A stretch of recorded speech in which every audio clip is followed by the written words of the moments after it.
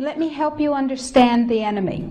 And let me assure you that absolutely nothing that I'm going to tell you is exaggerated, is interpolated, or is imagined. Everything I'm going to tell you is documented.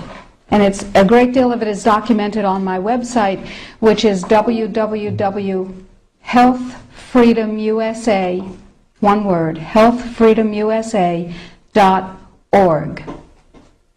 And so they created a trade commission. That's a very important pair of words, a trade commission called the Codex Alimentarius Commission. It is not a public health commission. It is not a consumer protection commission. It is a trade commission. Now, Codex Alimentarius Commission is administered by the World Health Organization, WHO, and the FAO, the Food and Agriculture Organization. They fund Codex and they run it at the request of the UN. In 1994, Codex, with no notice here in this country whatsoever, declared nutrients, put on your intellectual seatbelts, declared nutrients to be toxins. They're poisons. Dangerous industrial poisons. As poisons, we have to be protected from them. What we're talking about is waking up one morning and being very surprised to find that high-potency, therapeutically effective, clinically significant nutrients are now illegal in the way that heroin is illegal. Not available with a prescription. Illegal. Every animal used for food on the planet, whether it has fins, feet, or feathers, every animal on the planet must be treated with subclinical antibiotics.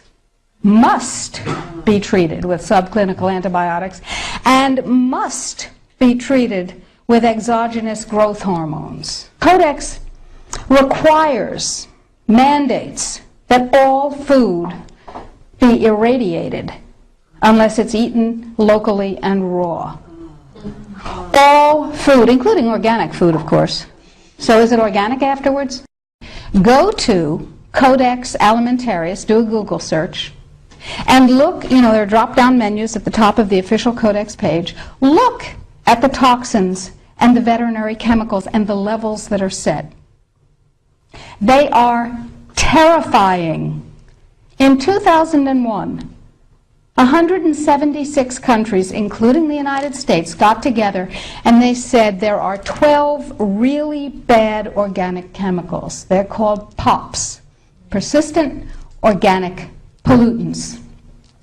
There are a lot of them, but there are 12 that are so bad that nobody could disagree that those 12 POPs had to be banned worldwide. Codex has brought back seven of the 9 forbidden POPs that 176 countries banned worldwide. Dieldrin, aldrin, hexachlorobenzene. And the food that is imported from other countries that contains these substances cannot be stopped at our borders, because otherwise it would be, God forbid, a trade violation. That's how Codex works. In the WHO-FAO projections, the epidemiological projections, they estimate, not I, they estimate, they're the experts, that just the vitamin and mineral guideline alone, when it goes into global implementation on December 31st, 2009, will result in a minimum of 3 billion, that's B, bad, big, billion deaths. 1 billion through simple starvation. Those folks who die are not particularly economically successful from the point of view of the corporations. But the next 2 billion, they will die from the preventable diseases of undernutrition. Who will live? Probably those people who are wealthy enough and powerful enough to have their own pushers of clean food and nutrients. That's who will live. You and I? Probably not. Our children? Probably not. Our grandchildren?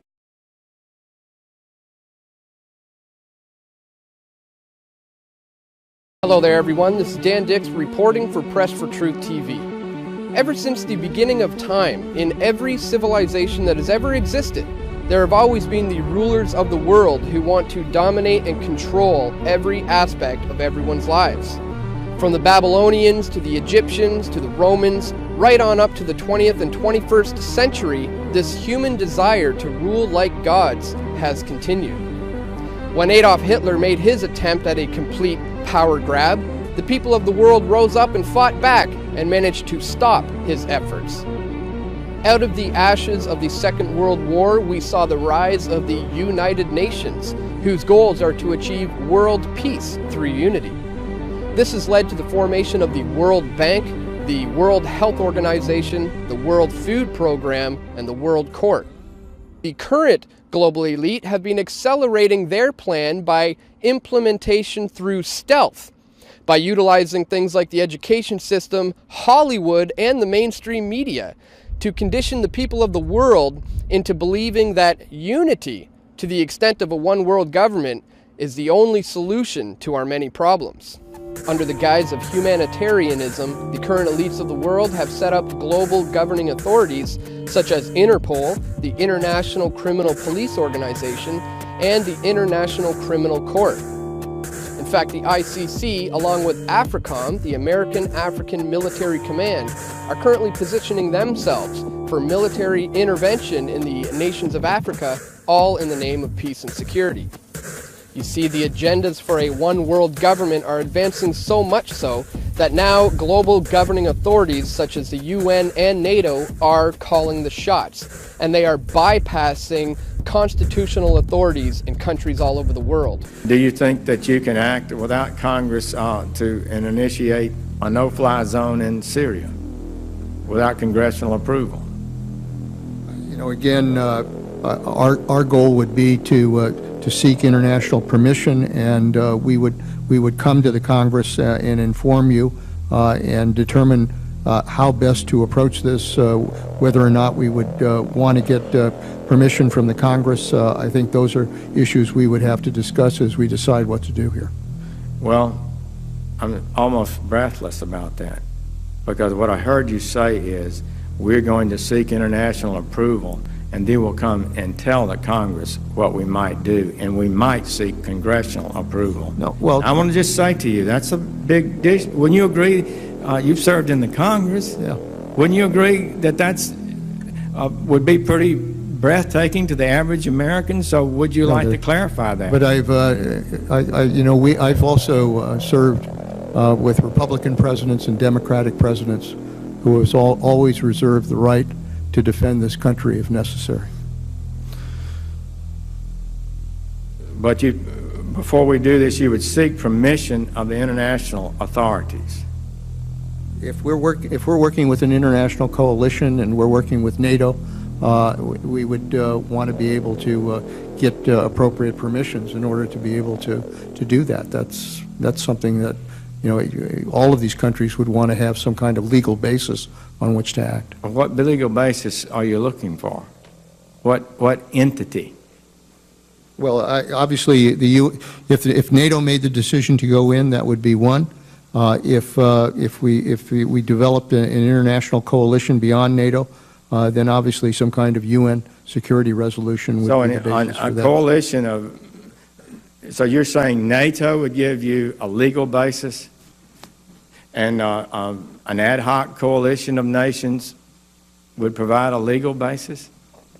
If we were able to put together a coalition and were able to move together, then obviously we would seek whatever legal basis we would need in order to make that justified. I mean, you know, we can't just pull them all together in a combat operation without getting the legal basis on which to act. Who are you asking for the legal basis from? If it's, obviously, if the UN passed a security resolution, as it did in Libya, we would do that. If NATO came together, as we did in Bosnia, we would rely on that. So, you know, we have options here if we want to build the kind of international approach to dealing with the situation. Well, I'm for having an international support, but I'm really baffled by the idea that somehow an international assembly provides a legal basis for the United States military to be deployed in combat. I don't believe it's close to being correct. They provide no legal authority. The only legal authority that's required to deploy the United States military is the Congress and the President and the law and the Constitution. We are being led to believe that the U.S. military has intervened in countries like Afghanistan, Iraq, and Libya to bring them freedom and democracy. However, more and more people these days are beginning to see through the lies. We can see that they have their eyes set on Iran, Syria, and Sudan, as well as Uganda, the Congo, and many other nations in Africa. The completion of the European Union is just one economic crash away, and the North American Union agenda is still on the table as we speak. We are currently slipping down a very slippery slope, which is leading us towards the formation of a world police who will enforce the laws of the world government, who won't be beholden to the laws of international sovereign nations. And so if you find that you are now asking yourself, what can I do as one individual person? Well, it's important for you to know that this entire system is set up in a pyramidal structure which is destined to come crashing down one day. The only question is, what side will you have been on when it's all said and done? I know I, for one, am going to continue to expose wickedness in high places and to shed light on the deeds that are done in the dark.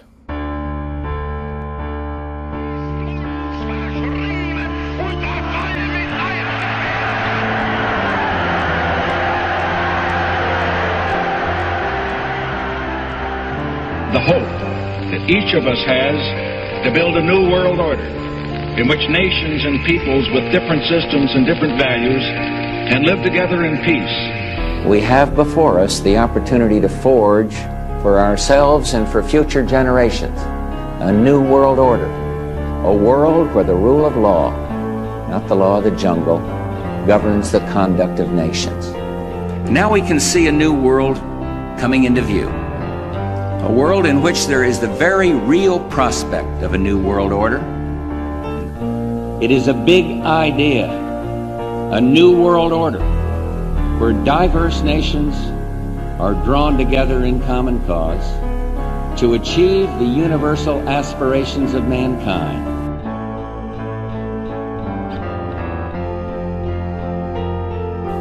Out of these troubled times, our fifth objective, a new world order, can emerge.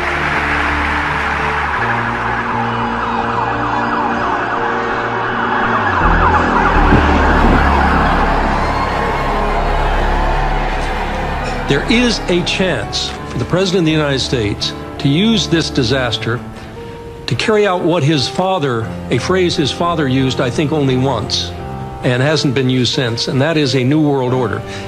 There's a need for a new world order. In the next few years, a solution will emerge, that people will look into that cauldron and decide that they have to learn their limits. But I think that at the end of this administration, with all its turmoil, and at the beginning of the next, we might actually witness the creation of a new order. After 1989, President Bush said, and it's a phrase that I often use myself, that we needed a new world order. It is a new mindset that the world now needs. It is a real global New Deal that we need, an ecological and an economic New Deal that we need. In the name of France, I call upon all states to join ranks in order to found the new world order of the 21st century. I think a new world order is emerging, and with it the foundations of a new and progressive era of international cooperation. We need a world of shared global rules founded on shared global values. When we are successful, and we will be, we have a real chance at this new world order, an order in which a credible United Nations can use its peacekeeping role to fulfill the promise and vision of the UN's founders. We have before us the opportunity to forge for ourselves and for future generations a new world order, a world where the rule of law, not the law of the jungle, governs the conduct of nations. When we are successful, and we will be, we have a real chance at this new world order, an order in which a credible United Nations can use its peacekeeping role to fulfill the promise and vision of the UN's founders. There's a need for a new world order, but it has different characteristics in different parts of the world. The affirmative task we have now is to actually create a new world order. A world in which there is the very real prospect of a new world order. It's about the future of Europe and a new world order. After 1989, President Bush said, and it's a phrase that I often use myself, that we needed a new world order.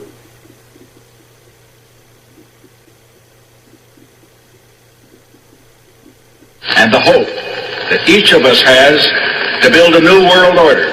The pieces are in flux. Soon they will settle again. Before they do, let us reorder this world around us. So that the problem of the Bush presidency will be the emergence of a new international order. Within the next 4 years, we will see the emergence of a new international order. The beginning of a new international order. But today, with Asia already outproducing Europe, India and China are clearly becoming part of our new order. So, in conclusion, ladies and gentlemen, a new world is emerging. It is a new world order with significantly different and radically new challenges. I think its task will be to develop an overall strategy for America in this period when really a new world order can be created. It's a great opportunity. It isn't just a crisis. That this crisis, in the way that has developed, will require some kind of world government. Good evening, everybody. President Obama and British Prime Minister Gordon today calling for a new world order to tackle our global economic crisis. And the President outlined his vision of a new world order in which the U.S. would participate fully. We've got to give them a stake in creating the kind of world order that I think all of us would like to see. So I see a world order in the future with a multipolar world order. I think a new world order is emerging, and with it the foundations of a new and progressive era of international cooperation. We have resolved that from today we will together manage the process of globalization to secure responsibility from all and fairness to all. And one of the ways that will drive the change is through global governance and global agreements. But in a globalized economy, we are going to have to take global responsibilities, and there is going to have to be some semblance of global governance. Never before has a new world order had to be assembled from so many different perceptions or on so global a scale. Nor has any previous order had to combine the attributes of the historic balance of power system with global democratic opinion and the exploding technology of the contemporary period. There also exists an extraordinary opportunity to form for the first time in history a truly global society. Well, during the context of Saddam Hussein, which he handled so superbly in a short-term sense, we kept talking about a new world order. And then President Bush, at the end of that war, promised he would give 4 graduation addresses, 4 commencement addresses, describing that new world order and what America's role was going to be in it. Turned out he gave one of those addresses and canceled the other and talked about something else. That's what, because they weren't ready yet. That in fact we're all going to have to give up a little bit of our sovereignty in order to make the world work. And I strongly believe India will be a central actor in the new world order. And this present window of opportunity during which a truly peaceful and interdependent world order might be built will not be here for too long.